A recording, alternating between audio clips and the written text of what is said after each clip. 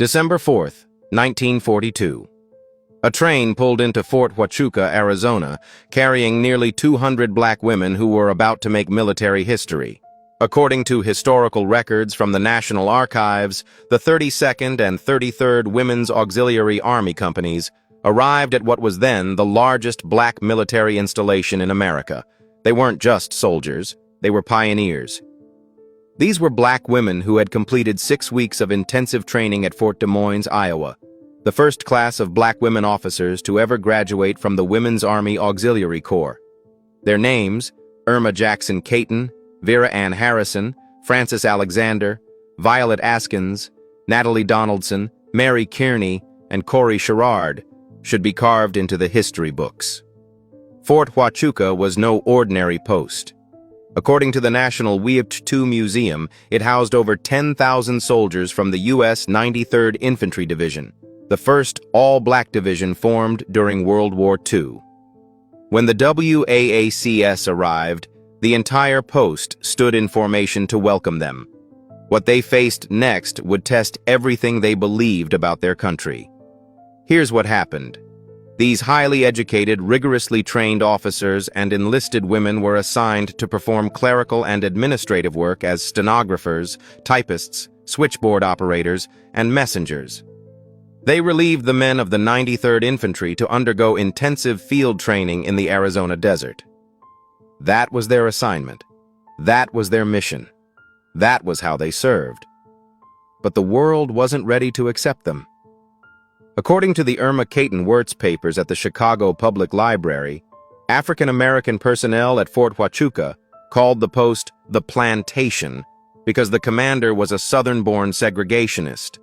Segregation existed at every level.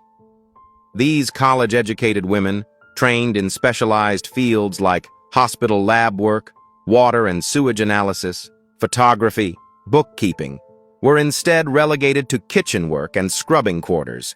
Yet they refused to be broken. Irma Jackson Cayton, commanding officer of the 32nd Company, earned the highest efficiency ratings on the entire military base. According to military records, she conducted such superior work that her unit became the standard by which all other companies were measured. When she discovered that highly trained WAACs and WAACs weren't being assigned appropriate positions, she did something unprecedented for a black woman in uniform in 1943. She sidestepped protocol and requested an official investigation from WAAC headquarters directly. This is the spirit that defined these women. Despite everything, despite the discrimination, despite the double standards, they would not accept less than excellence. One of their contemporary leaders, Major Charity Adams, captured this conviction in a statement that belongs on every wall of every military installation in America. According to the National WAAC Museum, despite facing segregation at every turn, Adams stated, "I was determined to see that any troops I commanded would have every opportunity that was afforded others." Let those words sink in. Not anger, not bitterness, determination, resolve, a commitment to their mission and their sisters in uniform, regardless of how the system tried to diminish them. The 32nd and 33rd Companies worked until late 1945, when they were finally disbanded. But their impact was far from over.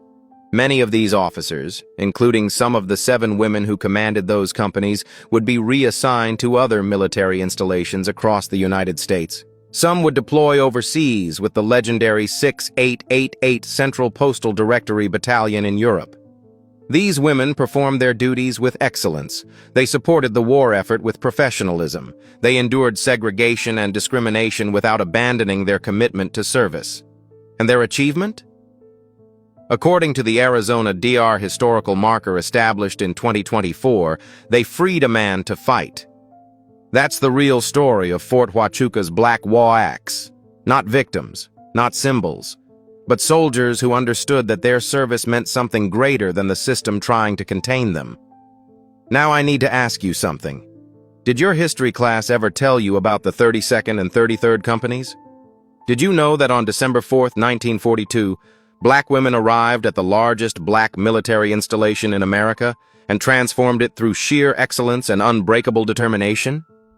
If you're sitting there thinking, I had no idea, that's exactly why we're doing this. Comment below and tell me, what shocked you most about these women? Was it that they arrived with 7 black female officers? Was it the excellence they maintained despite the discrimination? Or was it the fact that nobody taught you this? Like this video. Share it with someone who needs to know that when America tried to hold these women back, they didn't fight back with anger. They fought back with excellence. Subscribe to Ikemefuna History TV. Every week we uncover the stories that changed America. The women who refused to be second-class citizens. The men who broke barriers. The resistance that forced this nation to evolve. These aren't stories of victims. These are stories of warriors. The 32nd and 33rd Companies deserve to be remembered. Charity Adams' determination deserves to be studied. Irma Jackson Cayton's courage deserves to be celebrated. Make sure you're the one who remembers. Make sure you're the one who tells their story.